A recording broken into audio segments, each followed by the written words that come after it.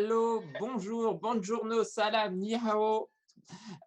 Bienvenue, welcome pour ce numéro 4 de Talkiji, un numéro qui sera aujourd'hui consacré à la mobilité internationale. J'aurai la chance aujourd'hui de co-animer avec Solène du Centre régional information jeunesse Bretagne, ou Braise, comme on dit du côté de Rennes. Bonjour à Lucia du CRIJ Nouvelle-Aquitaine, à Rachel qui vient aussi de Bretagne, à Myria qui nous vient du CRIJ Auvergne-Rhône-Alpes à Lyon. Bonjour à Siegfried, un vieil habitué, on est un petit peu les anciens. Au bout de 4 émissions déjà? On est à la quatrième, on gagne nos galons petit à petit. Bonjour à nos différents autres invités qu'on va présenter un petit peu plus en détail. Ensuite, Rachel, Tom, Malado, Nawar, vous aurez la lourde mission de nous faire voyager aujourd'hui au cours de ce Talkiji. Sans trop tarder, vous dire que le petit sondage du jour, vous pouvez le retrouver sur bcast.live, code session Talkiji, c'est écrit en bas. Et la question qu'on vous pose, c'est sur quel continent vous rêvez de partir. Alors, c'est toujours compliqué, les histoires de continents. On est parti sur 7 continents, donc Europe, Afrique, Océanie, Asie, Amérique du Nord, Amérique du Sud et Antarctique. J'ai eu un bug à un moment, je me suis dit quand on se lance dans l'inventaire comme ça, il va m'en manquer un, mais non. Et Solène, tu vas nous présenter le programme du jour, peut-être? Oui, bien sûr, Romain. Bonjour à tous et merci de nous accueillir. Merci de m'accueillir sur ton plateau. C'est une première pour moi et je suis ravie de venir parler de mobilité internationale avec vous tous. Du coup, aujourd'hui, en fait, ça va se dérouler de la manière suivante. On aura 3 espaces de débat sur l'avant-départ, le pendant-départ et l'après-retour de mobilité grâce au témoignage justement de Tom, Nawar, Malado, Rachel et Lucia. On aura aussi dans les chroniques la mauvaise humeur de Lucia sur les clichés par rapport aux Italiens. Et là, les gens sont déçus puisqu'ils attendaient forcément Siegfried. Ouais. Et en Non, mais fait, la mauvaise Siegfried humeur, c'est comme le Covid, en fait, ça se propage. il a délégué à sa jeune padawan la chronique. Ah bon, mais j'espère que ça va aller quand même, qu'ils vont pas être si déçus que ça. On aura également une chronique de Henri, qui est un volontaire autrichien, qui a un peu sa chronique, ce sera vu sur les réseaux. Et on aura aussi l'intervention de Myria, qui est promeneur du net, qui Promeneuse, ouais. Promeneuse du net. voulait l'écriture inclusive, mais à l'oral. Et donc, voilà, Myria nous donnera en direct en fait les questions coup de cœur qu'elle reçoit sur cette question-là, sur la mobilité internationale. Et on terminera l'émission avec le show. Et bien sûr, quelques surprises que Romain nous laissera le loisir de découvrir au fur et à mesure de l'émission. Donc, vu qu'on a beaucoup de jeunes avec nous aujourd'hui, le jingle Blague de vieux risque de résonner très très souvent. Sans plus tarder, on va passer au débat avec.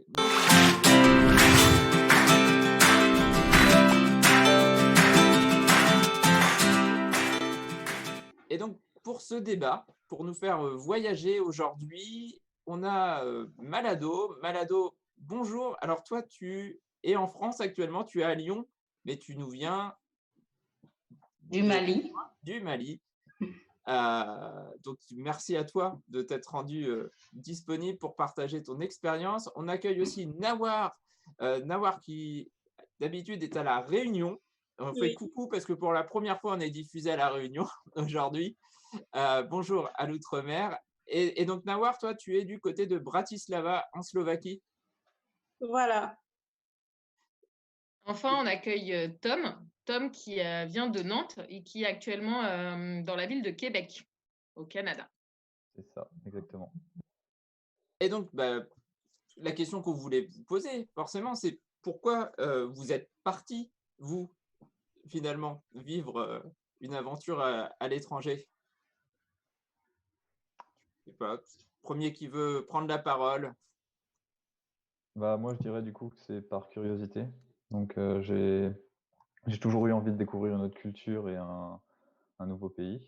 Et puis, j'ai eu l'occasion, grâce à mes études, d'avoir une passerelle entre mon BTS et un établissement ici au Québec qui m'a permis de venir faire une année d'études ici. Donc, c'est pour ça que j'ai saisi cette opportunité et que maintenant je suis au Québec. Malado, pour toi, c'est qu'est-ce qui t'a donné envie de partir? Comment t'es arrivé en France? Comment t'es arrivé à Lyon, justement? Tout d'abord, je voulais sortir de ma zone de confort et je suis curieuse. J'aime apprendre de nouvelles choses, apprendre des autres, découvrir de nouvelles cultures et tenter de nouvelles choses également. Et pour toi, Nawar? Moi, c'était déjà découvrir autre chose que l'océan Indien, parce qu'à La Réunion, on est quand même, il n'y a que des îles à côté. Donc, après avoir fait Maurice, La Réunion, Mayotte, donc on a besoin de voir autre chose. C'est pour ça que j'ai choisi l'Europe. Et puis, comme je suis aussi un peu en volontariat, c'était aussi d'acquérir de nouvelles expériences. Alors, il Super. n'y a pas eu d'adaptation pour vous, peut-être à la langue du pays, peut-être? Est-ce que Pour peut-être moi, plus si. pour toi, Nawar, quand même? Pour moi, si. J'ai dû apprendre à parler slovaque en quelques semaines. J'ai dû apprendre un peu à me débrouiller, mais après aussi m'adapter à l'hiver. Mais au fur et à mesure, ça va. Donc tu parles slovaque au quotidien ou tu parles plutôt anglais? Ben, en fait, je suis plus dans une organisation où les gens ne parlent pas trop anglais. Et du coup, pour m'adapter, il a fallu que j'enchaîne 3 heures de cours de slovaque par semaine. Ce qui fait qu'au final, on peut dire que je suis un peu fluent. J'arrive à comprendre ce que me dit. Et est-ce qu'à un moment donné, vous êtes demandé, vous avez eu des moments de doute avant de partir, justement, parce que la barrière de la langue, ça peut être un frein. Et puis, le fait de ne pas parler, par exemple, slovaque, quand on arrive en Slovaquie, on peut se dire, bah, qu'est-ce que je suis venu faire dans cette galère? Est-ce que ça vous est arrivé de vous poser des petites questions, de de remettre votre projet de mobilité en cause?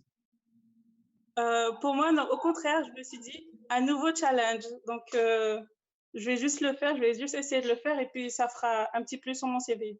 Donc, j'ai foncé la tête baissée. Il n'y a pas Moi, eu... Oui, Malado. un peu, parce que pour une sahélienne, l'hiver à 10 degrés, 10 degrés déjà, c'est beaucoup pour moi. Et donc, du coup, je me suis dit, aïe, Malado, ça va chauffer avec le froid. Et aussi, on n'a pas de métro ni de bus comme ça chez nous. Et je me suis dit, est-ce que j'arriverai à maîtriser Maps et les nouvelles technologies? Mais après, je me suis dit, Malado, fonce, vas-y. Et toi, tu t'es dit ça quand, Malado? C'était avant de partir? C'est quand tu étais dans l'avion? Ou c'est quand tu t'es posé peut-être soit à Lyon, soit à Paris en avion et tu t'es dit alors...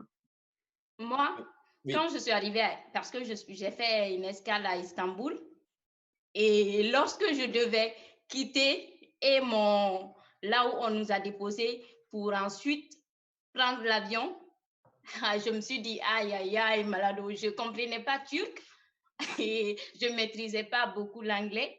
Et je me suis dit, comment j'allais faire? Déjà à Istanbul, j'étais un peu perdue.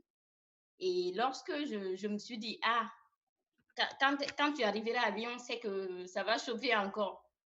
Mais je me dis, ah, Malado, tu peux le faire, donc vas-y. Et en fait, c'était plus facile à Lyon finalement, Oui, parce qu'il y avait le français. oui, oui. Toi, Et toi, Tom, tu Tom? as eu peur à un moment ou... Parce qu'on Bah, sait que moi, parfois c'est un frein d'avoir bah, cette peur d'aller vers l'inconnu, vers une langue qu'on ne maîtrise pas. moi, c'était pas dérangeant. En fait, j'ai fait le choix de la simplicité, c'est-à-dire que je suis parti en Amérique du Nord, mais dans la partie francophone. Donc, au final, il n'y a pas eu trop de problèmes. Bon, il y a un accent, mais bon, on le comprend. La seule petite chose, c'est que bah, y a un océan qui sépare du coup de la France, donc c'est quand même 6000 km et donc c'est loin de la famille, donc c'est sûr que ça peut toujours influencer. Moi, personnellement, ça me faisait pas peur, j'étais prêt à y aller et j'avais même hâte de partir. Mais là, comme c'est la deuxième fois, parce que la première fois, du coup, c'était en 2017 et 2018 pour mon année d'études que je suis allé au Québec. Et donc, la première fois, il n'y a pas eu de problème. Et donc là, c'est la deuxième fois où j'y suis en 2020. Et là, en 2020, avec tout ce qui se passe actuellement, là, j'ai eu peut-être plus d'appréhension et de doute. Mais la toute première fois, il n'y avait pas de souci. J'étais totalement prêt à y aller. Et une petite question qu'on se pose souvent quand on part, c'est qu'on peut être, nous, motivés pour partir. Par contre, un des freins qu'on peut rencontrer, c'est les parents. Est-ce que vos parents ont émis un peu des réticences à votre projet de départ? Pour ma part, non, pas vraiment. Ça n'a pas été un handicap, tes parents? Malado, tes Non, parents? Et toi, Moi Malado? également, j'ai Ouais? pas eu assez de problèmes. Au contraire, ma famille m'a beaucoup soutenue dans ça. Ah, super. Oui. Et Tom, du Et coup? c'est pareil pour moi, mes Ouais? parents m'ont beaucoup soutenu, il n'y a pas eu de problème à ce niveau-là. Tes parents se sont D'accord. pas dit, tiens, tu repars une deuxième fois au Québec, en fait. Ouais, bah, la deuxième fois, c'est comme tout, c'est pareil. Là, ça faisait un petit coup au moral de ma mère, mais bon, elle a quand même accepté mon choix, etc. Puisque après tout, ils veulent notre bonheur, donc c'est aussi pour ça qu'ils comprennent notre choix. Mais ouais, c'est pas forcément simple non plus de s'éloigner, mais ils l'acceptent et au contraire, ça leur permet après d'avoir l'excuse de vouloir venir nous voir. C'est bien aussi. Ouais. Je vais rebondir sur ta remarque. Est-ce que vos parents étaient voyageurs vous-même avant? Est-ce qu'ils avaient ce goût de la mobilité internationale ou pas? Est-ce que vous aviez déjà l'habitude de voyager? Pour les miens, en tout cas, bah, pour mon cas, j'ai eu la chance quand j'étais enfant, ouais, de pouvoir voyager beaucoup, mais en fait, c'est vraiment le premier voyage que je fais vraiment plus loin. Avant, je me limitais à l'Europe à peu près, dans les environs, les îles aux alentours, etc. Donc, j'ai juste fait ça. Et c'est vraiment le premier voyage où là, je traverse un océan et je prends de grandes distances. Moi, Nawa, Bodo? mon père, il est voyageur. Il est même actuellement là, ici en France. Et moi, je voyage, mais juste à l'intérieur du Mali.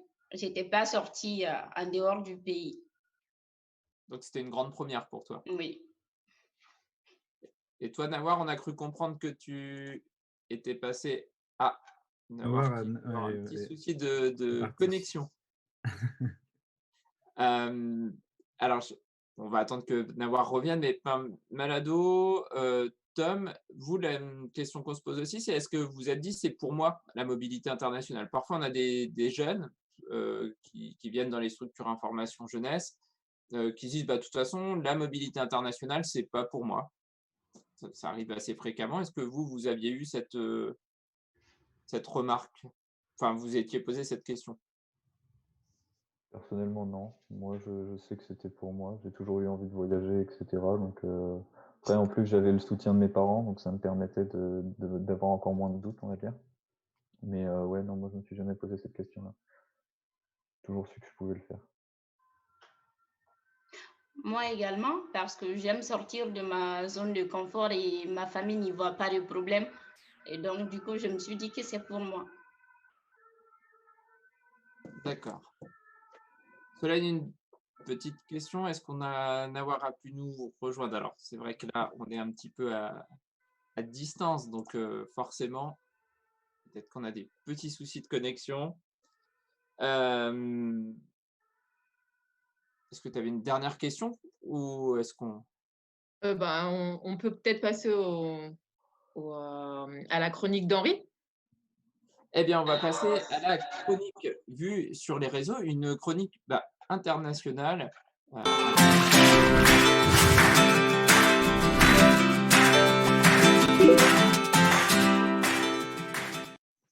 Alors, une chronique qui n'est pas en plateau cette semaine, forcément. Henri, comme il va nous l'expliquer dans la petite vidéo qu'il nous a livrée, est reparti en Autriche, mais il nous a laissé une petite carte postale avec une petite vidéo également humoristique, une petite pastille qu'il a intégrée. Donc, je vais laisser découvrir la pastille de Henri, qui est normalement volontaire autrichien au CIDJ à Paris.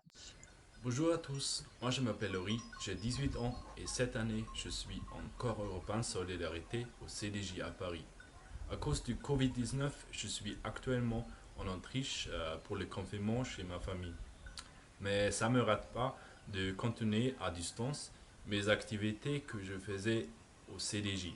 Par exemple, je anime un club d'anglais avec des jeunes français qui veulent améliorer leur anglais. Avant le confinement, j'ai aussi intervenu dans des ateliers sur les CES et j'ai parlé sur mes expériences comme une volontaire européenne. Je trouve que dans ce moment difficile comme ceci, il est important de ne oublier pas le rire. C'est pour ça que je veux vous montrer une petite vidéo qui me faisait rire en ce dernier temps. Ladies and gentlemen, good afternoon. This is the captain speaking. Just about ready to depart. I should be away on schedule in the next couple of minutes. Flight time will be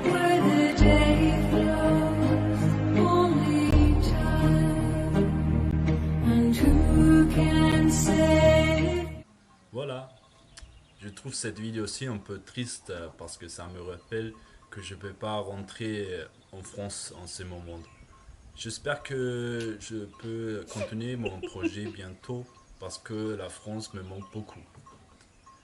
Prenez soin de vous et restez forts. Ciao. Et de retour en plateau après cette petite carte postale d'Henri, carte postale bucolique. Ça nous fait du bien, en fait, ce petit paysage autrichien en cette période de confinement. Ça change un peu de la vue qu'on peut avoir de nos fenêtres. Et on a retrouvé Nawar, qui a retrouvé de la connexion.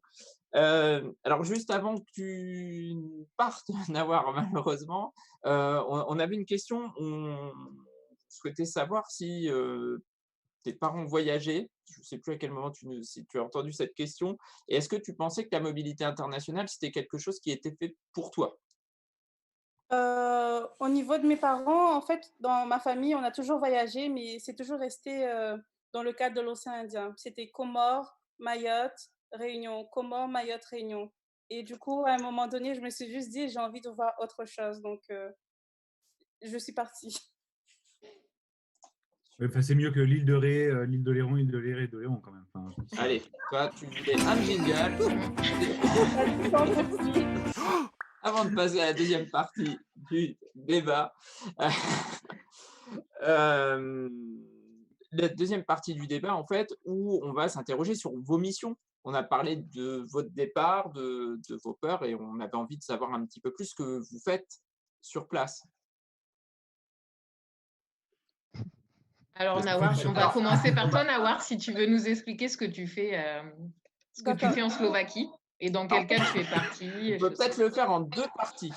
C'est-à-dire qu'on va faire une partie avant le confinement, s'il y a confinement chez vous, et pendant le confinement, si vous voulez bien. D'accord. Et du coup, avant le confinement, en fait, j'avais une mission, vu que je suis partie en tant que volontaire européenne, je suis ici et je suis dans une organisation dans laquelle je suis en contact avec des personnes âgées, des enfants et des étudiants. Avec les étudiants, je donne des cours de français. Avec les personnes âgées, parce qu'en fait, je voulais améliorer mes compétences en tant qu'animatrice socioculturelle. Et avant le confinement, tout allait bien, tout allait super bien. Et puis après le confinement, en fait, nous en Slovaquie, on est confinés, ça fait déjà 6 semaines. Lundi, on a commencé notre 6e semaine. Et du coup, en fait, il a fallu qu'on s'adapte. Et dans l'association où je travaille, on a commencé à coudre des masques et à les distribuer dans les EHPAD. Et aussi, on a distribué des colis alimentaires. Et puis en ce moment, comme c'est le printemps, on essaie de s'occuper, mais toujours en conservant cette distance sociale et faire des choses pour la communauté. Et du coup, pendant le confinement, est-ce que vous, comme en France, vous devez sortir avec une autorisation ou c'est un petit peu plus souple qu'en France ou, Non, non, parce que le truc en Slovaquie, c'est au début, à partir du moment où ils ont fermé les frontières, tout le monde a compris qu'en fait, c'était grave. Et à ce moment-là, en fait, on est tous restés chez nous, on est restés confinés. Et puis, ils ont mis en place quelques règles et ça a été au moment de Pâques où il y a eu le plus de... Parce qu'ils ont mis l'armée dans les rues pour pas que les gens rentrent chez eux, vu que nous, on est quand même dans la capitale, à Bratislava.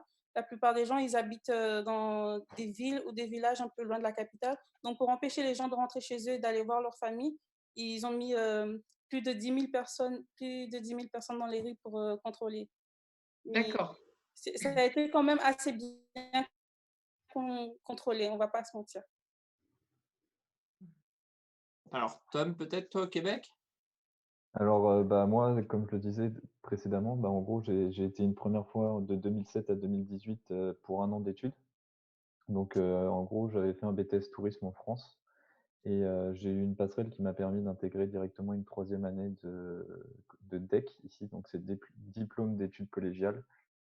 Et donc, ça me permettait d'avoir aussi un diplôme ici reconnu par le gouvernement et en gros pour l'Amérique du Nord. Donc, ça, c'était de 2017 à 2018. Mais ce qui fait que j'ai dû rentrer en France entre-temps parce que je n'ai pas validé une des étapes du diplôme. Mais j'ai heureusement pu la repasser en France. Et ce qui m'a permis ensuite, d'où mon 2e voyage ici. Et donc là, je suis arrivé depuis février 2020 au Québec, mais cette fois-ci pour 1 an de permis de travail ouvert. Et donc là, normalement, je devais travailler dans le tourisme. Donc, avec ce qui se passe actuellement, c'est compliqué. Donc pour l'instant, ouais, moi, je suis en confinement aussi. Et puis, mon secteur est à l'arrêt. Donc Ouais, parce voilà. que du coup, tu es arrivé juste avant le début du confinement, donc tu n'as même pas pu profiter, enfin, Ouais, la période, travailler. j'ai pas eu beaucoup de chance à ce niveau-là, mais sinon, c'est pas très grave. Il y a d'autres opportunités, il y a toujours du travail qui est demandé. Là, par exemple, les services essentiels recrutent énormément, du coup. Donc, tout ce qui est dans les magasins, etc. Donc, oui, il y a possibilité quand même de travailler, etc. Donc, et mon permis de travail me permet aussi de pouvoir travailler dans ces différents secteurs. Donc, c'est bien. Je suis pas cantonné au secteur du tourisme, heureusement. Ton permis de travail, c'est un PVT, hein, c'est ça? C'est pas un PVT, non. C'est un permis de travail ouvert on peut seulement l'avoir après avoir eu le diplôme, en gros. D'accord. Parce que si tu n'as pas de diplôme, tu es obligé de soit passer par un permis de travail fermé ou un PVT. Mais, Et du coup, ton permis de travail te permet de rester combien de temps là, à Québec? en fait, souvent, c'est l'équivalent de tes années d'études. Donc, comme moi, j'ai fait 1 an d'études, c'est 1 an de permis de travail. Et Ok, après, faut prolonger, refaire des démarches. Et puis, d'accord. Et Et pour tu toi, peux, Malado? Moi, je suis là dans le cadre d'un projet appelé Prodige, qui veut dire promouvoir et réaliser les objectifs du développement durable pour innover et grandir ensemble, qui est un projet initié et piloté par le service de coopération au développement. Et pendant 3 jours, je me retrouve à la Gonette, qui est la monnaie locale lyonnaise. Et là, je suis chargée de la gestion des adhésions des particuliers. Et les 2 autres jours, et je me retrouve avec les autres volontaires pendant le lundi. Et l'après-midi et le mardi, je me retrouve avec une autre volontaire pour travailler autour d'un projet, notre propre projet de sensibilisation autour des ODD, là où on se retrouve au CRIJ, au D'accord. Rhône-Alpes. Et du coup, toi, tu es parti dans quel cadre? C'est un service civique de réciprocité, c'est ça? Oui, c'est ça. Ça, Peut-être, c'était avant le confinement. voilà. Et Et donc, pendant le confinement, que fais-tu? Pendant le confinement, vu qu'on ne peut pas sortir, je continue à exécuter mes tâches de service civique et à la Gonette et eux de notre projet à distance. Mais on est en train de réadapter le projet vu qu'on ne peut pas réaliser ce qu'on voulait faire. Donc, on est en train de réadapter, de réfléchir à ce qu'on veut faire après le confinement. Alors, moi, j'avais une question sur les gens que vous avez rencontrés peut-être au cours de votre expérience de mobilité. Est-ce que vous avez rencontré des gens? Est-ce que ces gens-là, c'est des Français qui sont expatriés ou des Réunionnais que tu aurais pu retrouver Nawar ou des Maliens? Ou est-ce que vous avez rencontré plein de jeunes de différents pays? Pour moi, au niveau des Français, c'est surtout des volontaires parce que du coup, comme je suis arrivée ici, je me suis direct intégrée dans le groupe de volontaires avec des Espagnols, des Grecs et un peu tout le monde. Et puis au niveau des Français, en fait, j'ai eu l'occasion et la chance de participer à un dîner de la diaspora française où j'ai pu quand même interagir un peu avec les Français de Bratislava et c'était intéressant. Malado, pour toi, du coup, est-ce que tu as rencontré d'autres jeunes, soit des Français, d'autres jeunes de d'autres nationalités? Oui, beaucoup de jeunes, parce que de base, le projet Prodige visait à acquérir 20 volontaires, moitié française, moitié étrangère, de l'Asie, de l'Amérique et des États-Unis. Donc, je me retrouve avec 17 volontaires actuellement, venus d'Asie, d'Amérique, d'Afrique et d'Europe, la France. Donc, on est en tout 10 pays. 10 pays et nous travaillons tous ensemble. Mais au-delà de ça, j'ai eu à rencontrer des Maliens ici également à Lyon. Et Tom, tu avais peut-être déjà des connaissances, toi, de ton premier séjour que tu as retrouvé? Bah ouais, du coup, parce que lors de mon premier séjour, j'ai rencontré beaucoup d'étudiants. Faut savoir qu'ici, il y a beaucoup d'internationaux. Je veux dire, le Québec attire énormément, notamment des Français et aussi beaucoup de Réunionnais. Donc, dans l'établissement où j'étais, j'ai rencontré principalement des Français, des Réunionnais et des Québécois. Et puis, du coup, je me suis lié d'amitié avec certains. T'as Mais rencontré ouais. Céline Dion ou pas? Non, il n'y a pas de Céline Dion, hein. Et j'ai pas écouté de mon premier séjour, j'ai pas entendu une Et seule pas. fois du Céline Dion.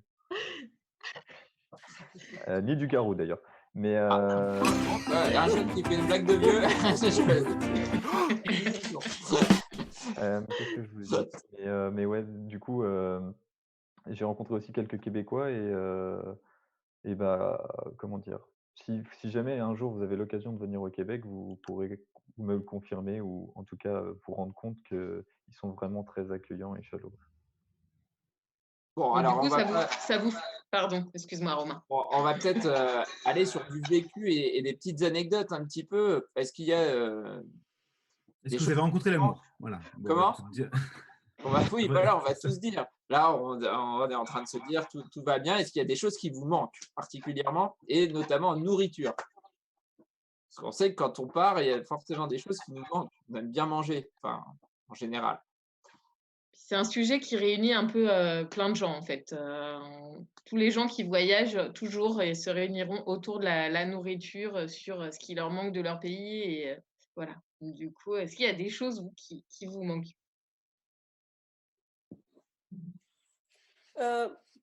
Pour moi, en fait, c'est un peu plus la cuisine de chez moi, les légumes exotiques, parce qu'ici, ils appellent ça exotique. Et du coup, avant le confinement, en fait, je pouvais aller en Autriche pour acheter du manioc et des bananes. Mais depuis qu'il y a le confinement et que les frontières sont fermées, du coup, je me retrouve à manger des pâtes. Ah. Du riz. Tu t'es transformée en italienne. Ah, d'accord. Attends, t'es en train d'insulter Lucia, là. Lucia rêve de pâtes depuis le début de son confinement, du coup, parce qu'elle n'arrive pas à trouver de pâtes non plus dans les supermarchés français. Là, ça a été dur quand même. Malado peut-être ou Tom, je ne sais pas, quelque chose qui vous manque? Moi, Oui. c'est le pain et le fromage. Le vin et le fromage? Ouais, le pain et le fromage. Ah, le pain, pardon. Et Pas le vin un petit peu quand même? Ah non, pardon. pas le vin. D'accord. Avec modération, de toute façon. Moi, c'est les feuilles de patates que je n'arrive pas à trouver à Lyon. Et actuellement, avec le confinement, je n'arrive pas à avoir également de la semoule de manioc pour faire de la tchéké qui me manque. Et, Est-ce que du coup, il y a des choses quand même que vous avez découvert dans les gastronomies des pays qui vous accueillent, qui peuvent combler justement ces manques, qui vous manqueront quand vous reviendrez chez vous? Le fromage. Pour moi, c'est parce qu'en fait, en Slovaquie, ils ont une spécialité, c'est du fromage fumé. Et il a super bon goût. Donc, je pense que ça sera ce fromage-là qui me manquera un peu. oh, tu peux en faire des stocks s'il est fumé. J'ai pas entendu. Tu pourras en faire des stocks vu qu'il est fumé. Tu peux en ramener un. À voir. À voir. Il s'appelle comment ce fromage? Il a un nom? En général, je me rappelle juste de la forme. Ça a une forme de spirale, mais Ok, le nom, il est imprononçable quand on est français. ok, d'accord. Malado, toi, il y a des choses qui te manqueront quand tu retourneras au Mali dans Oui, la nourriture. oui. J'ai découvert des plats ici, même si les plats qui m'ont plu ne sont pas français, comme la paella, la moussaka. Ça m'a bien manqué. Ça fait le tour d'Europe des plats, en fait. Oui. Et Tom, il y a des choses qui vont te manquer? On va être dans le cliché, la poutine, pour pas la citer. Voilà, exactement. Bah, c'est totalement ça en fait, hein, la poutine. Et puis bah, ici, je suis pas contre le vin, mais personnellement, c'est pas mon fort. Mais par contre, j'aime beaucoup la bière. Et au Québec, ils font de la très bonne bière. Donc ça risque aussi de me manquer si jamais. Mais pour l'instant, j'en profite au maximum. Alors, peut-être qu'on va expliquer aux gens qui ne connaissent pas ce qu'est la poutine. Ok, alors Un la plat très poutine. léger et très diététique pour l'été. Ouais, c'est ça, exactement. C'est des frites, une sauce brune. Donc ça doit être j'arriverai jamais à dire la composition parce que pour les Québécois, c'est une sauce secrète. Mais du coup, je dirais que c'est une sauce à base de jus de viande ou je sais pas quoi. Mais en tout cas, c'est très salé. Et un fromage à grains. Donc ici, ils l'appellent le pouic pouic parce que accessoirement, quand tu le mets quand tu le manges, ça fait pouic pouic quand tu le mâches. Donc ça, c'est D'accord. la Donc, très poutine de base. léger. Oui, très léger, très léger. Franchement, pas de problème. Bon, Euh, on a un peu fait l'impasse sur la question que Romain posait précédemment sur avez-vous une anecdote? Et c'est vrai qu'on est un peu friand de petites anecdotes sympathiques. Je ne sais pas, peut-être qu'il y en a qui ont rencontré, l'amour ou je ne sais pas, il y a peut-être quelque chose que vous L'amour ne avez serait pas dans le pré, mais dans le voyage. exactement. Et est-ce qu'il y a une anecdote en particulier sur laquelle vous voudriez revenir? Peut-être quelque chose même que vous avez complètement découvert et qui était, je sais pas, vous avez été à un moment donné dans une situation un peu anecdotique, tout simplement. Est-ce que Ou une chose qui vous a vraiment surprise. Enfin, quelque chose auquel vous vous attendiez pas en débarquant et vous vous êtes dit, waouh, ça, c'est peut-être certaines expressions, que vous avez des malentendus sur des mots. Enfin, je pense au Québec où ils ont des expressions parfois qui. Voilà. Je sais qu'un 5 à 7, par exemple, pour avoir accueilli un Québécois, on n'a pas du tout la même définition en France qu'au Québec. alors, vas-y, dis-nous, Romain. Je parle sous le contrôle de Tom. Je fais un petit coucou à Gabriel s'il nous écoute. Il me dit, bah moi, on pourrait peut-être aller se faire un 5 à 7. Bon, en fait, c'est un apéro, je crois. Et en France, je lui ai expliqué qu'il allait peut-être pas devoir proposer comme ça d'aller prendre l'apéritif aux personnes. Bah, je sais pas, Tom, si tu peux me confirmer l'histoire du 5 à 7, mais Bah, le 5 à 7, souvent, c'est une réunion plutôt. Bah, moi, je vois aussi ça comme un peu un apéritif, mais en gros, c'est aussi très professionnel. En gros, ils se réunissent autour d'un verre et de quelques amuse-bouches et ils discutent de différentes choses. Parce que quand j'avais fait mon stage lors de mon année d'études, j'avais fait 3 ou 4 5 à 7 comme ça. Et les personnes, en fait, c'était vraiment ils regroupaient des professionnels. Et pendant 2 heures, ils échangeaient des contacts, ils parlaient travail, etc. Donc, c'était aussi une façon de tisser des liens et de se faire un réseau. Mais oui, aussi, il y a le côté, derrière, il y avait le côté alcool et un peu comment dire, de nourriture. Mais pas pour en revenir autrement aux anecdotes, moi, mon anecdote, c'est de ne jamais avoir entendu du Céline Dion quand j'étais au Québec. il renierait donc Céline Dion. Dommage.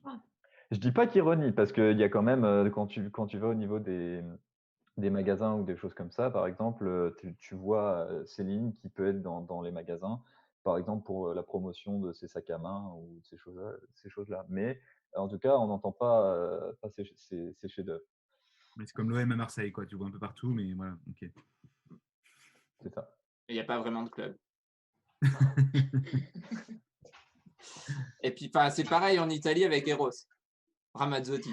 Non, non, non, non. Nous, on l'entend quand même un peu, mais on est patriotique dans ça.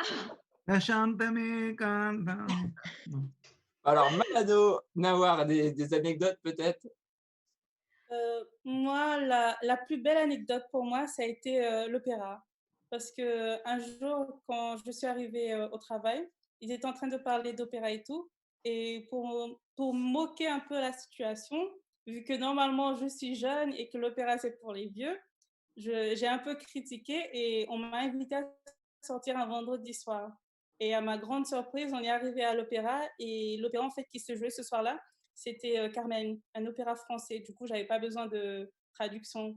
Et bizarrement, ça m'a agréablement surpris et j'ai bien aimé voir l'opéra. Puis surtout des Slovaques qui chantent en français. C'était drôle, mais c'était fort agréable, on va dire. En fait, tu es plus vieille que tu penses. Non, non. Est-ce qu'il y a un cérémonial? Est-ce qu'on se met sur son 31 pour aller à l'opéra ou pas? Exactement, exactement. En fait, ils sortent les robes de soirée et puis il y a le bar avec le vin et tout, mais vu que je ne bois pas, ça ne sert pas à grand-chose. On peut boire un jus d'orange ou un jus de fruits. Mais il y a aussi le McDo à 2 pas, donc... là, pour rester dans le jeunisme, au cas où il y aurait eu un peu trop de vie à l'opéra.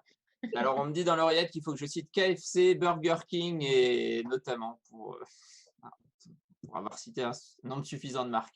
Désolée. Malado, toi, une anecdote peut-être? Moi, je n'ai pas d'anecdote, mais j'ai été surprise de voir en France qu'il y a des sans-abri. Parce que quand on est en Afrique, on se dit que tout va bien en Europe. Et ça montre que partout, chaque pays a ses difficultés. Il y a des problèmes partout. Donc, c'était vos anecdotes. On a commencé à parler un petit peu d'Italie avec Lucia. Et après le petit jingle, les gens vont être déçus. Ce ne sera pas Siegfried qui va râler, mais tu auras la lourde tâche. Mais je peux faire la bande-son si tu veux. Hein. Mauvaise humeur. Siegfried, tu peux chanter pendant le jingle si tu le souhaites.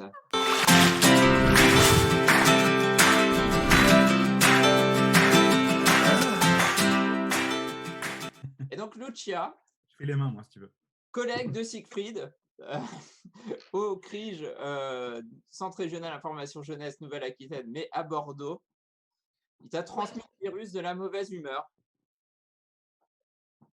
et il t'a formé. Et donc, c'est toi qui va nous livrer ta chronique et ta mauvaise humeur sur les clichés qu'on peut avoir, notamment sur Eros Ramazzotti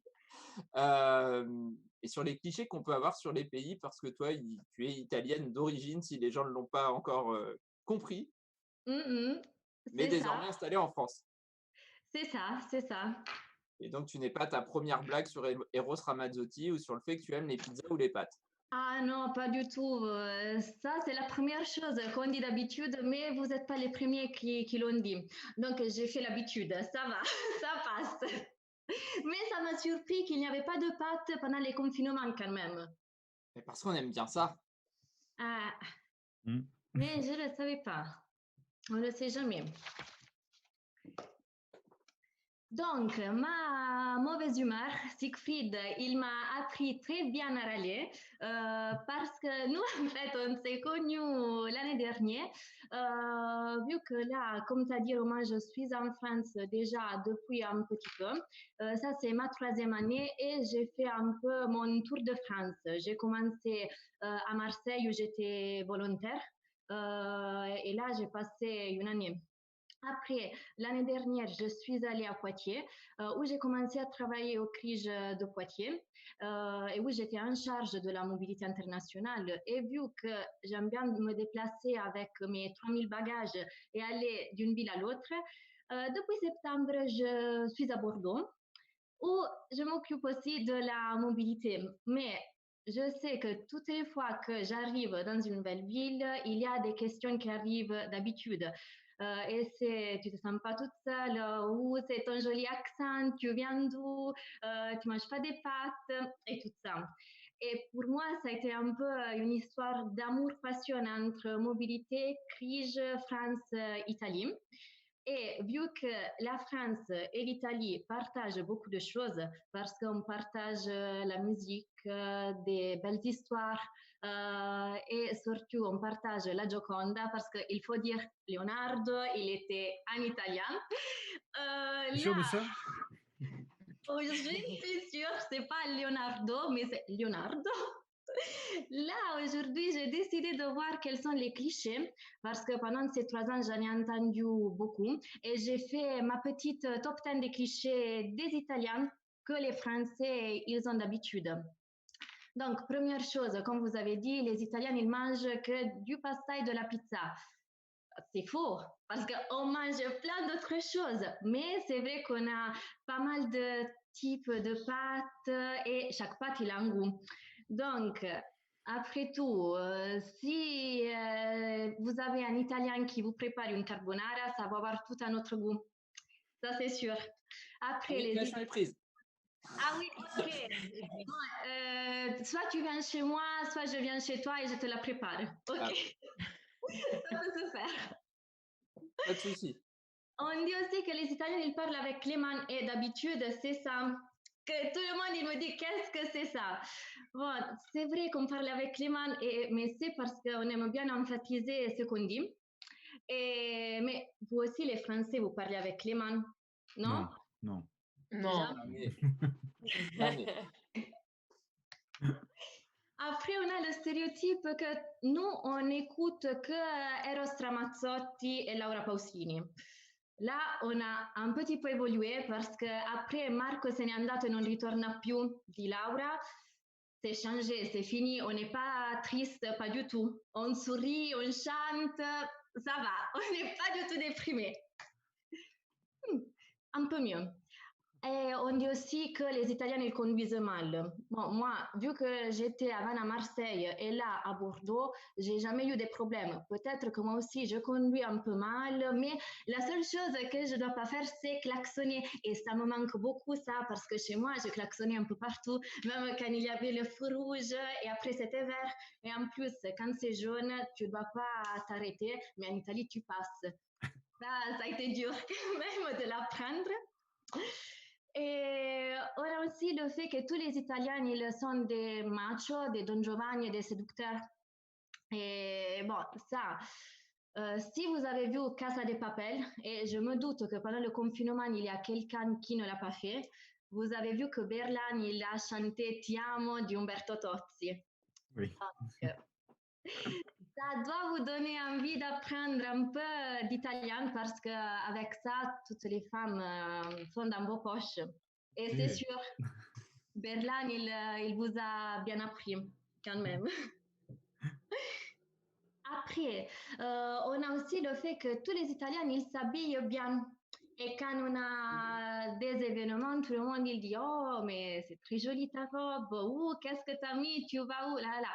Bon, nous, c'est vrai qu'ils nous donnent de la naissance toute la gamme de Prada, Gucci, Armani, mais après, on essaye de rester très humble, donc on ne veut pas le montrer à tout le monde, ces choses-là. Bon, et on sait tous que si on dit italien, on dit aussi mammoni. Là, il faut que je mette quelque chose en italien parce qu'on dit ogni scarafone è bello mamma sua. Ça veut dire en italien que chaque fils, il est super pour sa mère. Mais ça, c'est vrai parce que tu vas jamais avoir une autre femme dans la vie, soit que tu es un garçon, soit que tu es une fille, qui va t'aimer plus que ta mère et qui va te préparer tout ce que tu veux comme des choses à manger. Et moi, je peux le dire moi-même parce que, bon, quand je rentre chez moi, ma mère, elle me prépare des plats et on a une liste dans le menu qui est fait un mois à l'avance. Donc, jour par jour, je sais qu'est-ce que je vais avoir à mon retour. Et ça, c'est les vacances, par contre. Et ce ne sont pas que des pâtes, sûr.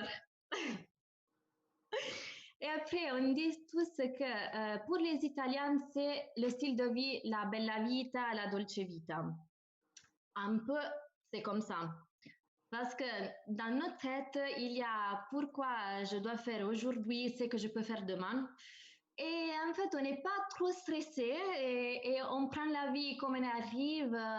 On a toujours un sourire, une note positive. Donc, on essaye de bien s'en sortir. Donc, même si le confinement, il est parfois un peu compliqué, moi, je vois même comment ça se passe en Italie. tout le monde il tient le coup et donc il n'y a pas des pics de déprime. Ça, c'est la bonne chose. Mais vu que là, j'ai dit quels sont les clichés pour les Italiens que j'ai entendus en France, et vu que là, on a même des témoignages de quelqu'un qui est à l'étranger ou même qui est allé à l'étranger. Et j'ai fait ma petite partie de râleuse à la française. Et je suis devenue même un peu alcoolique à la façon française. Qu'est-ce que vous dites? Vous avez aussi des clichés que vous avez ressentis dans vos pays, Rachel, Tom, Malado, ou pas? Si. Si à l'étranger, moi j'ai entendu plusieurs fois que les Français, ils râlent tout le temps et sont sales. Et en fait, ça date de l'histoire, mais des fois, ça reste toujours. Les derniers chiffres qui sont Et, sortis hier dans les médias qui vont donner tort sur le cliché. Oui, ah oui. et après, il y a beaucoup de clichés au niveau de... On a les gestes, mais aussi les bruitages, en fait. Bon, on m'a toujours fait la réflexion sur les bruitages où on faisait tac, boum, boum, tchic, tchac. Et à chaque fois, c'était qu'est-ce que tu dis? Donc, c'est un peu ça. Mais ça, c'est vraiment ce que j'aimais plus, c'était quand il y a quelqu'un qui dit hop hop. Ça me fait penser quand Hop, tu hop. dis aux enfants hop hop. Des fois, on en rajoute un troisième, on dit hop, hop, hop. Adieu. Avec le rythme et tout. Ça y est.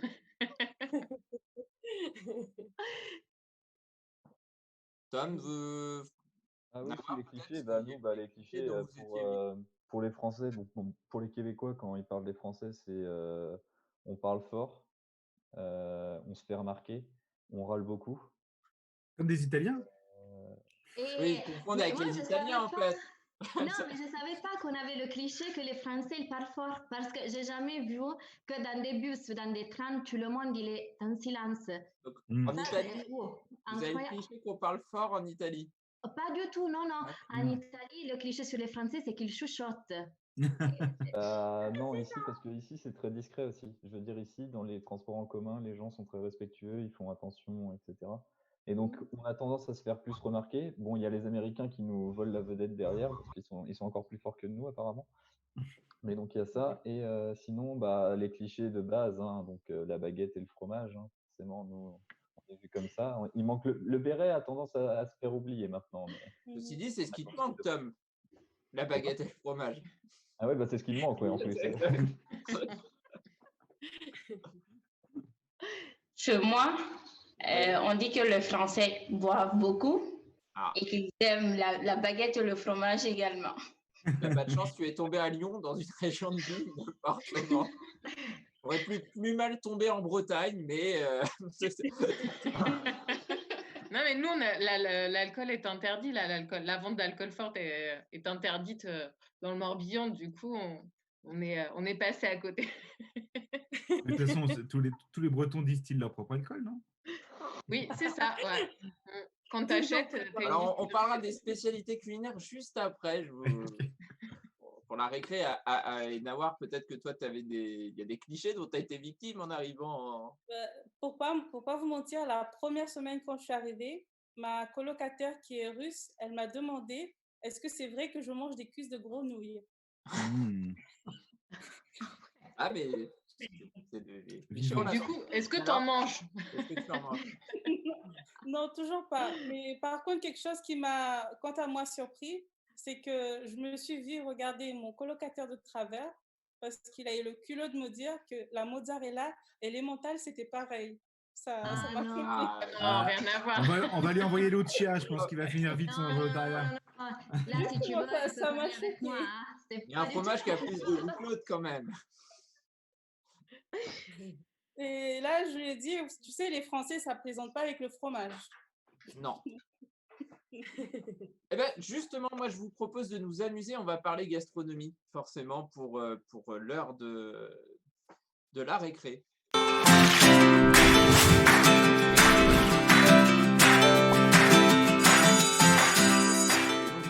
Heure de la récré, vous allez tous pouvoir participer. En fait, j'ai été chercher des plats typiques de certains pays et il va falloir deviner de quel pays vient ce plat.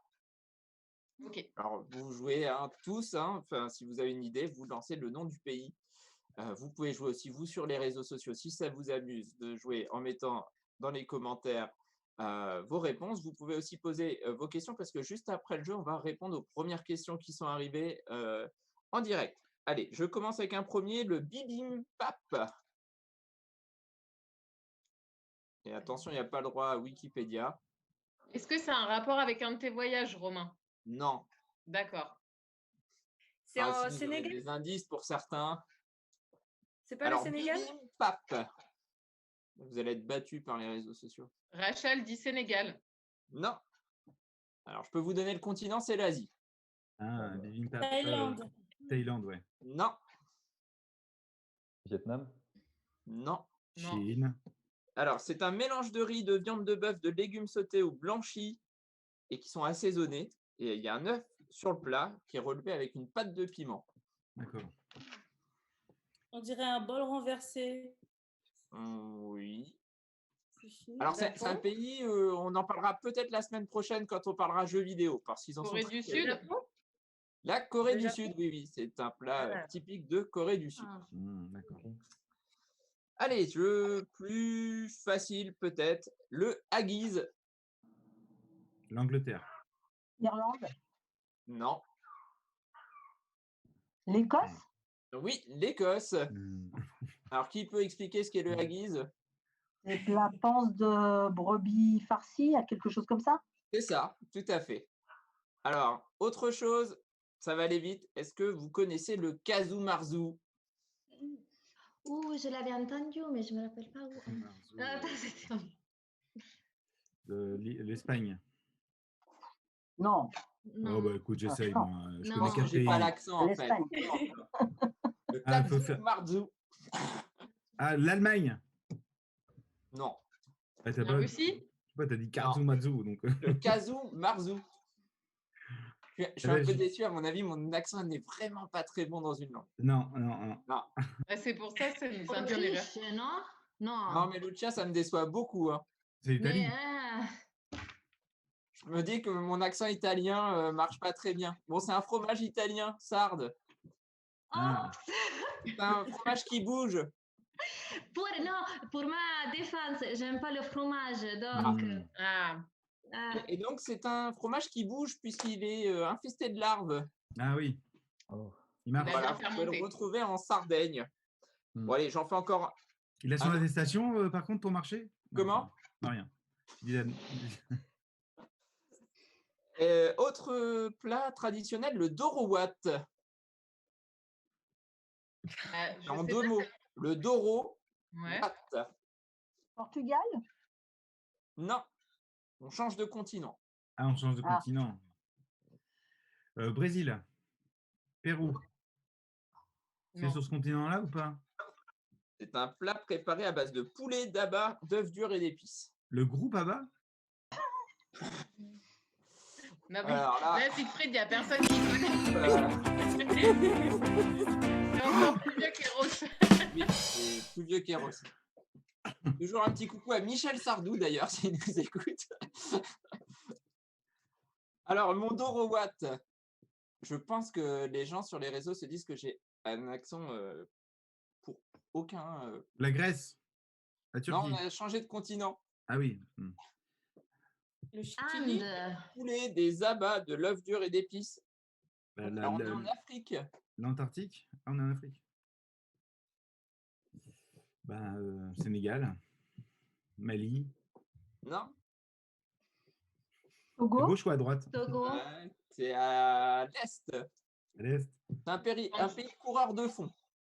Kenya. Tanzanie. Kenya. Non, Zimbabwe. non. Coureur de fond. Ah, ils ont un grand champion, c'est Haïlé Gebrselassie. Ah, Éthiopie. ça aide beaucoup. Comment? Éthiopie, oui, c'est l'Éthiopie. Voilà. Et puis, il y a un dernier, attention, il y a un piège, ça devrait aller très vite. Le Queen Amman. Bretagne. C'est piégé. C'est la France, c'est un pays. C'était un pays, il y avait un piège. La Bretagne n'est pas un pays, contrairement. Ouais, mais ça, c'est parce que tu n'es pas venu en Bretagne. Mais j'ai pas de passeport. Du coup. Ouais, il faut ton passeport Et pour donc, venir. pour ceux qui ne connaîtraient pas le Queen Amman, c'est du beurre sucré. C'est Et super. ça, comment? Oui, moi, je suis d'accord, je valide. Sûr? C'est Sur le sûr. Kunyaman, c'est Non, c'est super pas bon. que du beurre sucré. Déjà, c'est Oui. du beurre demi-sel. Ouais, hein. déjà. Il y a- et en Ça fait, il y a dépend. autant de beurre que de sucre. D'accord. Voilà. D'accord. Un petit peu de Ah, farine, donc, c'est bien du beurre, du sel et du sucre. mais du beurre, voilà, du beurre demi-sel. Et de l'amour. Bon, alors Ouais. merci d'avoir joué. On va revenir au débat avec notamment les questions qui nous sont arrivées. On parlera aussi un peu de l'après avec Rachel et Lucia parce qu'ils ont été volontaires, ils sont partis à l'étranger, ils sont revenus ou restés. On a des questions par rapport au coût financier. Est-ce que pour vous, ça a été un frein, Malado, Nawar, Tom, même Lucia ou Rachel, cet aspect financier? Si je peux commencer, l'avantage quand on part en mission de volontariat européen, c'est que tout est pris en charge. Du coup, en fait, mon billet d'avion de La Réunion jusqu'à Paris, puis de Paris Vienne, et puis le transport de Vienne à Bratislava, en fait, tout a été entièrement pris en charge, l'aller comme le retour. Et puis, j'ai une indemnité tous les mois, donc niveau financier, il n'y a pas de souci à se faire parce qu'après, j'ai pas de facture à payer, donc tout ce que je gagne, c'est vraiment pour moi. Donc, Et du coup, Donc là, tu es, globalement, tu es logé? Tu es logé aussi. Ton indemnité ne te sert pas à payer un loyer. non. Il n'y a pas de Vraiment, loyer ni facture. donc si on a des jeunes qui nous écoutent, il ne faut pas qu'ils se disent c'est pas pour moi parce que j'ai pas d'argent de côté, il va falloir que je paye beaucoup de ma poche en fait. Non, parce qu'au contraire, en fait, quand on habite à La Réunion ou à Mayotte ou même dans les DOM, c'est un peu difficile de se rendre à la métropole étant donné que les billets d'avion, en général, c'est dans les 1 000 €. Et donc, on se dit oui, c'est un frein. Et à partir du moment où les billets d'avion sont quand même pris en charge, je me dis, il faut tenter sa chance. Oui, Malado, pour moi aussi, ça a été la même chose parce que quand je suis partie, le projet, ça s'appelait Service volontaire européen et là, ça change le nom, mais c'est le projet dans lequel tu participes, donc c'est le Corps européen de solidarité et c'est ça le grand avantage, c'est que tout est pris en charge et il ne faut pas maîtriser un budget avant de partir. Donc ça, c'est le plus. Toi, Tom, c'est Ouais. peut-être différent vu que sur ton deuxième voyage, tu as bénéficié d'aide quand même ou Pour les deux, en fait, pour les deux, j'ai bénéficié d'aucune aide. C'est grâce à mes parents. C'est pour ça que excusez-moi. C'est pour ça que je suis très reconnaissant. C'est eux qui ont financé et qui ont fait que j'ai pu faire mes études à l'étranger. Mais la seconde fois, ouais, cette fois-ci, c'est moi qui pars avec l'argent que j'ai amassé pendant 1 an et demi quand je suis rentré en France. Donc ouais, donc j'ai pas eu de subvention, j'ai pas eu d'aide, etc. Je pense qu'il peut potentiellement y en avoir, mais moi j'ai pas eu cette chance-là. de toute façon, si vous posez des questions et si vous avez des envies de départ, hein, on va le répéter en conclusion, mais vous pouvez vous rendre notamment dans le réseau Information Jeunesse. C'est un des secteurs sur lequel vous allez trouver dans les biches, piges, criges de France des gens pour vous conseiller sur les différents dispositifs de mobilité internationale. Il ne faut pas que l'argent soit forcément un frein si vous avez envie, parce qu'il y a de nombreux dispositifs qui vont vous permettre de partir pour vivre une expérience de mobilité à l'étranger. pour toi, Malado, ça a été un frein, l'aspect financier, ou tu as pu avoir des aides pour partir? C'est pareil, mes billets aller-retour sont pris en charge. Mon hébergement, pareil, et je perçois une indemnité à la fin du mois. Donc, j'ai pas de problème. D'accord. Et si je peux rebondir, c'est vrai que donc le volontariat, oui, il y a vraiment les aides derrière. Et il y a aussi, par exemple, la possibilité pour un stage. Moi, je sais que j'ai fait un stage à Malte et j'ai pu obtenir une bourse Erasmus+, donc qui m'a couvert mon loyer, en fait. Donc, j'avais des coûts que j'aurais eu d'une manière ou d'une autre en France. Et en fait, effectivement, c'est vraiment bien de se renseigner en structure d'information jeunesse parce que j'aurais pu, je pense, encore bénéficier de plus de subventions, mais que je ne connaissais pas. Et il y en a vraiment plein, donc c'est vraiment important de se renseigner. Et comme ça, il y a vraiment moyen de partir pour différentes mobilités, en fait. Donc, Rachel, Lucia, vous êtes déjà revenus. d'étranger. Alors, Lucie, on a compris que tu étais Moi, pas trop. Je restée. ne suis jamais revenue. En fait, D'accord. là, c'était en continu. J'ai eu juste une semaine pour déménager de Marseille à Poitiers et je suis rentrée chez moi qu'à Noël, en fait. Donc, ça a été une année tout de suite qui s'est enchaînée. Mais non, je ne suis jamais rentrée en Italie, sauf que pour des vacances. Que pour ça. Et tu ne pas forcément rentrer? Là, non, je ne compte pas rentrer. Non, non, non. Non. Et pour toi, Rachel, qui est rentrée, est-ce que tu as eu des envies de partir derrière? Parce que souvent, on dit que quand on part, on chope le virus du voyage et qu'on n'a qu'une envie, c'est de repartir. Hein, on peut choper le virus du voyage en ce moment. C'est vrai, c'est addictif. Moi, j'ai commencé par être fille au pair en Slovénie.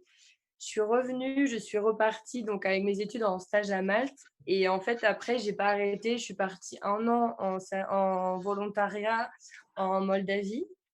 Pareil, je voulais pas rentrer, donc j'ai trouvé un service civique international au Maroc. Donc, je suis repartie 1 an directement à suivre. Et après, par contre, donc, je suis rentrée, mais j'ai repris mes études. Mais dès que j'ai un moment, je pars, je prends un bus et hop, je voyage un peu à droite à gauche, quoi. On dit souvent qu'en fait, une mobilité en amène une autre parce qu'effectivement, on rencontre sur nos voyages, on rencontre des jeunes d'autres personnes qui partent dans le cadre d'autres dispositifs et du coup, ça nous ouvre encore plus le champ des possibles quand on n'a pas spécialement une structure d'information jeunesse qu'on a sollicité et choses comme ça. Et du coup, c'est vrai que de fil en aiguille, on découvre des dispositifs et même passé 30 ans, des fois, on va aussi se poser la question s'il existe des choses pour l'après 30 ans. Il y a aussi des moyens de partir à moindre coût. Et est-ce que vous, Tom, Malado, Nawar, vous anticipez déjà votre retour? Pas vraiment. Avec Non. la crise qui se passe en ce moment, j'anticipe pas encore mon retour. Parce que je prévois d'abord que les choses s'améliorent avant de pouvoir rentrer. Est-ce que ça vous a donné envie de repartir déjà? Ou est-ce que vous êtes pressé de rentrer? Moi, je suis pressée de rentrer. C'est le soleil qui te manque? Il y a du soleil en ce moment, c'est plus la Réunion. C'est la Réunion qui me manque. Parce que après avoir passé l'hiver en Slovaquie, avoir vécu sous moins 5 degrés, ça, c'est des températures qu'on ne connaît pas chez nous. Donc, ça touche le moral, ça touche le cœur et ça touche le corps. Donc, à un moment donné, on a juste envie de retourner. Peut-être que je repartirai après, mais pour le moment, mon but, c'est de rentrer et ensuite, on verra. Ça, c'est aussi un peu l'effet confinement quand même, qui nous fait dire, bon, ça sera bien être chez nous. Mais ça se passe. Moi, pourtant, pendant le confinement, j'ai plus de réunions, je ne comprends pas. Et des visios tous les jeudis à 14h. Malado, toi, tu es pressé de rentrer ou est-ce que tu as envie de rentrer ou de repartir découvrir d'autres pays en Europe ou ailleurs? Les miens me manquent, mon pays me manque, mais bon, je suis tombée amoureuse de la ville de Lyon, donc j'ai envie de rester un peu quand même. Et Tom, on ne te demande pas parce que toi, tu es reparti au Québec, donc c'est que la première expérience était plutôt bonne. Ouais, c'est ça, quand je suis rentré la première fois, c'était pas vraiment de mon voulu, c'est parce que je pouvais pas rester dans le pays étant donné que mon permis d'études se terminait. Et comme j'avais pas validé mon diplôme, je pouvais pas prétendre à avoir un permis de travail directement, donc j'ai été obligé de rentrer en France. Ce qui était un peu difficile parce que je me plaisais vraiment bien à ce moment-là. Donc j'avais qu'une idée quand je suis arrivé en France, c'était de repartir directement. Il m'a quand même fallu 1 an et demi pour repartir, mais avec toutes les démarches, etc. Et maintenant que j'y suis, donc je suis arrivé du coup en février. Normalement, c'est 1 an, donc février 2021, normalement, c'est soit je prolonge avec un nouveau permis de travail, soit je rentre. Mais donc du coup, j'ai quand même le temps de voir venir. Donc là, j'avoue que je sais pas trop, j'ai pas trop réfléchi au fait de rentrer maintenant. Puis avec la situation actuelle, même si je le voulais, je peux pas. Donc je reste. Alors, il va bientôt être temps de clore ce débat. Juste, J'avais une dernière question, Romain, pour oui, Lucia et Rachel, parce que justement, elles ont aussi du recul par rapport à leur expérience. Et en fait, s'il y avait, je sais pas, un mot pour encourager la mobilité, ce que ça vous a apporté et comment vous pourriez encourager, voilà, voilà, c'est un peu le plus de, je sais pas si ça a été valorisant pour vos CV ou choses comme ça. Ah oui, je pense que il faut pas hésiter, il faut y aller. L'aventure, c'est ce qui apprend au plus. On fait des rencontres incroyables, on apprend beaucoup de choses, notamment au niveau des langues, au niveau de la culture. On revient à des valeurs humaines énormes avec du partage. Et en fait, c'est vraiment une bulle et une ouverture au monde que je recommande totalement. Ça change. Et en fait, on peut toujours. Ça amène tellement de belles choses après. Par exemple, des fois, on a peur de partir parce que ça peut être dur de reprendre des études. Mais en fait, les expériences vont toujours être valorisées parce qu'on apprend vraiment beaucoup. Et par exemple, moi, j'ai pu reprendre, après 2 ans de pause à l'étranger, j'ai pu reprendre un master grâce à ces expériences, en fait, parce qu'elles ont été totalement valorisées. Et du coup, je suis maintenant au CRIJ de Bretagne en stage par rapport à ces expériences-là aussi. Donc, ça apporte vraiment énormément en connaissances et la suite, c'est incroyable. Moi, je pense qu'il faut que tout le monde il puisse y aller, quoi. alors le temps passe très, très vite. On a déjà explosé les compteurs. On devait rester 1 heure ensemble, c'est déjà, passé. On va passer très vite la, parole à Myriam pour la chronique de la propreuse du net. Vous remercier tous. Juste vous dire que malgré le confinement, parce que c'était une des questions, on peut, préparer déjà ses projets de mobilité internationale. Il y a un moment où on va sortir, donc le réseau information jeunesse un petit peu partout en France, peut vous accompagner, sur ces questions de mobilité internationale. Les structures sont fermées forcément, un petit peu comme tout le monde, mais vous pouvez contacter les Biges, Crij, Pige, par les réseaux sociaux, par leur site internet, si vous avez vos projets, sachant que certains, demandent quelques mois de toute façon à se préparer, donc il est, pas du tout trop tard. Un petit jingle. Un grand merci à Nawar Malado, Tom, Lucia, Rachel. Vous pouvez rester avec nous si vous le souhaitez. Je ne sais pas si Nawar, tu avais, je crois, une réunion. Peut-être que tu vas nous quitter. En tout cas, Oui, un grand merci. Une bonne fin de exactement. séjour en Slovaquie et un bon retour à La Réunion. Un Merci. jingle et ça sera à Myria. Au revoir.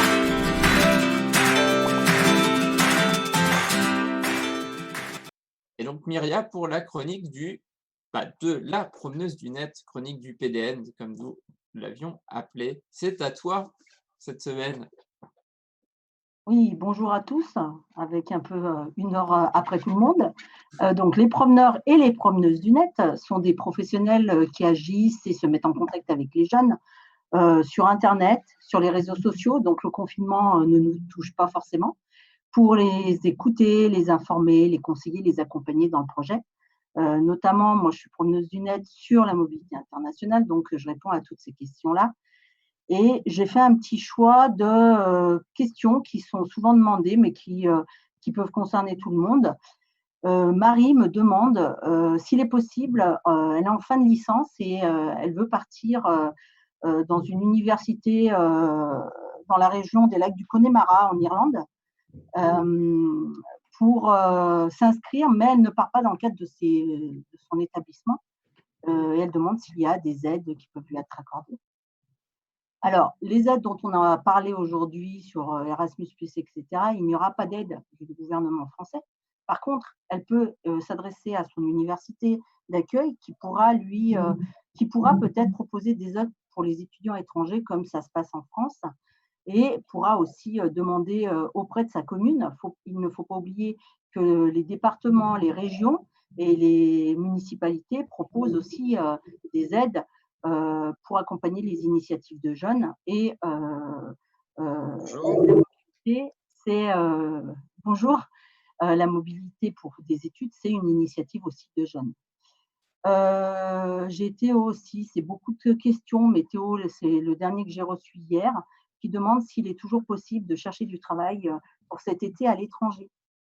Alors, on ne sait pas exactement ce qui va se passer, puisqu'on n'a pas idée de quand le déconfinement sera opérationnel partout dans le monde.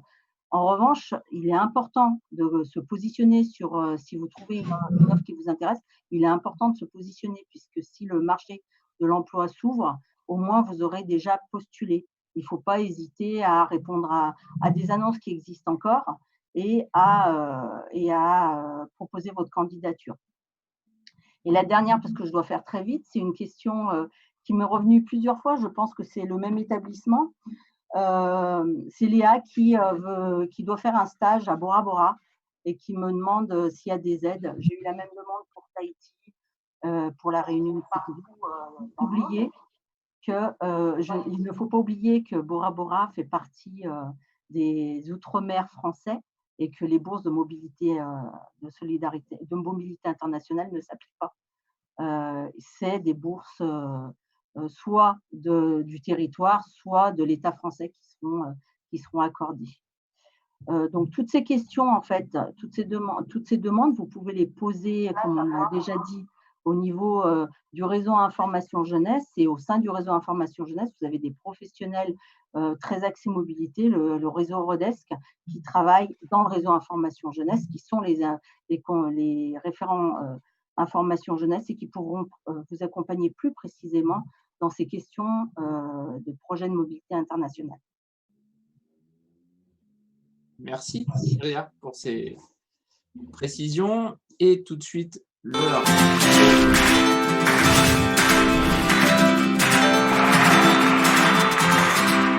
Et l'heure du show aujourd'hui avec Yoarashi. Alors, traduction, nuit d'orage, je crois, en japonais, mais il le dira mieux que moi. Bonjour. Bonjour à tous. Yoarashi, toi, tu fais du slam. C'est ça, je fais du slam depuis quelques années maintenant. Alors, c'est depuis 2015, si mes notes sont bonnes, à peu près. Si je me souviens bien des notes que je t'ai envoyées, ça doit être ça.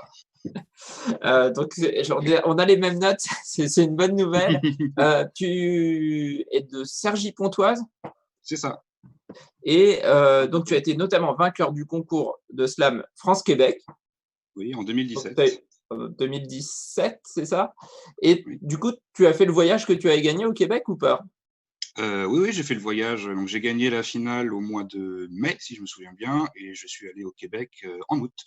Donc, j'ai pas beaucoup attendu. Donc, tu es un voyageur aussi? C'était la thématique du jour ou c'était un des premiers voyages que tu as eu l'occasion de faire suite à ce concours? J'ai beaucoup voyagé avec ma famille quand j'étais plus jeune et c'est vrai que le Québec, ça me faisait rêver. Et quand j'avais entendu parler du concours France-Québec et que le premier prix, c'était un billet d'avion Paris-Montréal, j'étais encore plus galvanisé, on va dire, pour participer et encore plus heureux de gagner, de remporter en tout cas ensuite cette soirée. Et c'est vrai que c'était une très belle opportunité pour déjà découvrir un nouveau pays, une culture dont j'avais entendu parler, et surtout de partager le slam avec des cousins, on va dire, outre-Atlantique. Ça a été une très belle opportunité. Alors, tu fais du slam, mais tu es aussi poète, tu as sorti un recueil de poésie. Oui, alors j'en ai sorti plusieurs, mais celui dont je t'ai parlé, c'est le seul qui soit édité, en tout cas proprement, par un éditeur qui s'appelle Fatrazi. J'ai retrouvé mes exemplaires dans un vieux carton qui se présente comme suit. C'est un recueil de haïkus, donc des poésies courtes. Et d'ailleurs, c'est grâce, on va dire, à la découverte du haïku que je me suis imposé de trouver un nom de scène, donc du japonais Yoarashi, nuit d'orage, comme tu l'as bien indiqué. Et donc, qu'est-ce que tu vas nous slammer aujourd'hui? Des slams. Donc, pas des haïkus, parce que malheureusement, c'est un peu trop court. 3 vers, ça ne suffit pas pour combler les attentes d'un auditoire. Non, j'ai pioché dans mes slams, dans les plus récents que j'ai écrits, certains qui me plaisaient beaucoup. Il y en a un, normalement, que je connais par cœur, un autre, pas du tout, j'ai pas eu le temps de l'apprendre. Je l'ai écrit. Tu as écrit pendant le confinement, non? Ou... Je n'y arrive pas, non. Pour moi, l'écriture, c'est vraiment quelque chose, on va dire, complémentaire. J'ai besoin que ça s'attache à ma vie de tous les jours, à mon quotidien, mais je ne peux pas en faire mon quotidien. C'est un petit bonus, on va dire ça. D'accord. Eh ben, on va te laisser nous présenter tes 2 créations. D'accord. Je voulais juste un peu de tendresse, et c'est parti en crise. Sans cesse, mes pensées se détruisent, estime bâclée de poète en stress. Piètre enfant des mots et du style, mes rimes n'ont rien de dantesque. Le flegme m'ébranle tout ce que ma plume délaisse. Les jours passent et les nuits sont futiles. Solitude amère dans un lit de place, des draps comblés de silence. Lorsqu'en trombe mes souvenirs dansent, je reste inerte comme un pantin de glace, mes synapses sans défense. Je revois nos corps touchés l'extase, une poésie sans phrase, avalée dans l'ombre et noyée dans l'offense. En quête de saveur quand les chaos s'organisent. Des vapeurs opalines intègrent mon organisme, dopamine forcée lorsque la dopamine mes pensées trempées dans la peur, peur de partir, la peur de laisser la vie derrière moi pour foncer droit dans le mur, tuer l'intime jusqu'à trahir ma foi, sombrer dans la censure devant de faux abîmes. Je regarde le ciel en totale apathie, malheur artificiel ou paradis devient réel quand mes défauts s'arriment. Marre de jouer la comédie, d'être le rimeur claqué sans la moindre modestie. Depuis je médite qu'on met des textes au kam tafrim yoarashi et je ne dors pas la nuit. Mais s'il suffisait d'un slam pour souffler sur ces incessants non-sens, j'esquisserais dans mes stances une médecine constante pour que mes pensées s'émancipent élucident et mes angoisses esquiver le suicide, que mon existence laisse une trace. Alors j'ai dégagé l'écho du garage, je lave et rangé des corps, j'ai des propos sur la page pour tâcher de changer. L'encre a fusé sur la feuille comme Ariane en orbite et je n'ai plus peur de suivre mon cœur, j'ai mis l'orgueil orbite, j'ai détruit mon personnage pour revenir en homme libre. Il est trop tard pour les hommages, aujourd'hui je me sens vivre. Mes textes sont mes horcruxes obscurs comme l'eau du Styx face au démon phénix. J'ai répondu fiat lux et la lumière fut. Bravo. Donc, celui peut-être que tu connaissais moins par cœur. J'enchaîne, d'accord. Ah ben oui. D'accord, donc moi, là, je suis désolé, j'ai la feuille sous les yeux, donc je vais pas beaucoup regarder la caméra. Et bon, j'espère que je ne vais pas cafouiller parce que je ne connais pas du tout. J'ai jamais suivi ce que m'a dit mon père. Ma vie défile, les yeux fermés, je suis pas visionnaire. Le déni m'attire, alors j'esquive la rime comme mon esprit fébrile, comme mon esprit s'exile dans un triste horaire. Comme un aide aveugle pris d'épilepsie, tous mes écrits s'éclipsent. Si je reste incompris, c'est que mon estime faiblit, alors je récite ces lignes d'Eugénie faussaire. Tous ces litres de tise que mes vaisseaux siphonnèrent, j'ai misé sur mes vices, fait que je suis sans cesse en crise colère. Si je m'écris, c'est qu'il existe des nuits où le mépris s'érige comme et mon épiderme givre. Ah pardon, excuse-moi, je recommence. J'ai misé sur mes vices, fait que je suis sans cesse en crise colère. Si je m'écris, c'est qu'il existe des nuits où le mépris s'érige comme une épidémie et mon épiderme givre quand ma psyché détruite n'est pas mise au clair. Prisonnière de cet escrime dans le vide que mes idées sordides pistonnèrent. Rien d'inédit que des cigarettes qui s'empilent dans un cendrier, si ce n'est mes dérives qu'il faut taire. Maman, je te demande pardon si j'évite mon frère, je suis pas le fils modèle. Rien qu'une répliquée gris-grise et d'étile qui se néglige très vite quand la déprime dévie vers des striges mortels, j'expire. Mes textes visent le style et la technique quand ma tête vrille, alors j'extirpe ces merdes de mes rêves fébriles, quitte à périr, je reste pisse, précis dans mes lignes comme une partie de Tetris, j'irai finir cette vie sur un cri de tonnerre.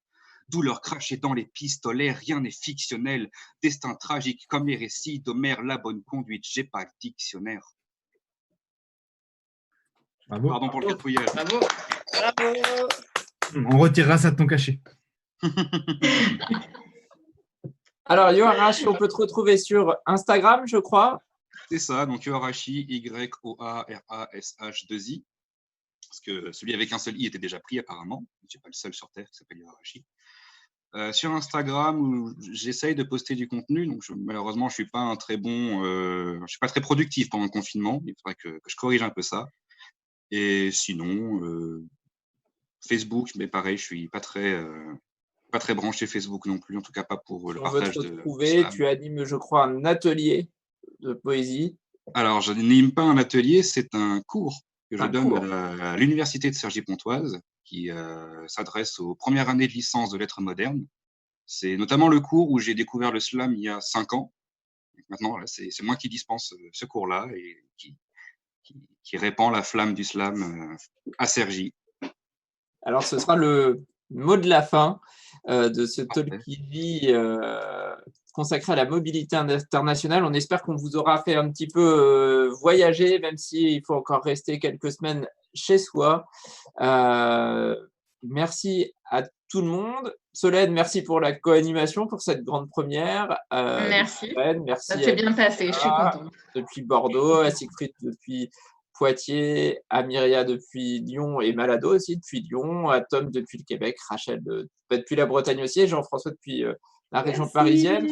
On vous dit à très très vite. N'hésitez pas, si on vous a donné envie de voyager, de contacter le réseau Information Jeunesse. Sinon, on se retrouve la semaine prochaine, même jour, même heure, et on parlera de jeux vidéo. À tout autre thème la semaine prochaine. Bonne semaine, portez-vous bien et à très vite. Au revoir. Au revoir. Ciao. Au revoir, merci beaucoup.